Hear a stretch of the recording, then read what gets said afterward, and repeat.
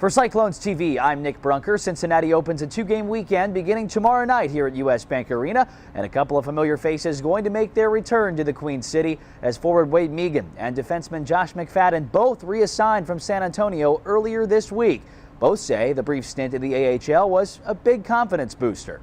It was a good learning experience for me. Just tried to play my game up there and stay consistent.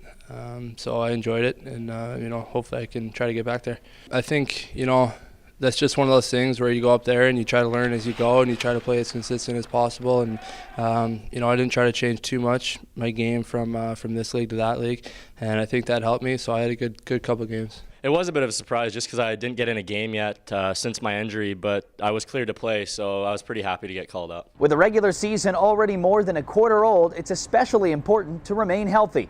And for many of the Cyclones, that's a learning experience in itself. Obviously, it's new to me. It's my first full year pro, so that's one of the things you learn as you go along. But first of all, if you can just take care of your body and be ready to play night in, night out, and just try to stay consistent in that sense too, where you're getting ready before the games and you're doing the right things after the games, and then just trying to stay mentally sharp and not get too comfortable, I think, is key. I think you need to keep pushing yourself, and you need to keep battling in practice especially, and that'll translate to the games. Guys are probably banged up by this time of the year, but you still got to kind of maintain your routine just so you feel fresh every day and try and eat well and get to the gym every once in a while too. I like to obviously be in a familiar environment with our apartments and our home ice and just those short road trips. So I think for everyone it probably does, and you don't have to worry about going on the road and being in different environments. So yeah, I think it does. With a pair of tough games ahead this weekend, the Cyclones know that consistency is a good recipe for success.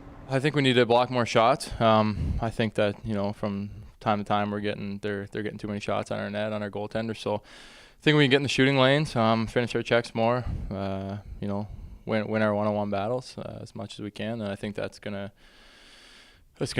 make us become a more consistent team. Well, I think it's just doing the little things right. You've heard it a million times, but block shots, finish checks, get the puck in deep. I mean, it's on simple, but if you can do that night in and night out, you're going to be successful. It's more about us at this point. I don't think we're too concerned about who we're playing. I think, if we can stay consistent, like I said, and continue to do the little things right, and if we can stay out of the box and capitalize on our power play, then we're going to be successful. Yeah, they're both great teams, and in order to beat them, we're going to have to play our best. So we just got to prepare and come in and be ready for them because they are good teams. I expect the same type of games, I guess. There's just that one game against Evansville where they weren't on their game at all. That's not the team that they are. So, I expect a close game. I expect a rough game, physical game. So, it should be good, and we're looking forward to it.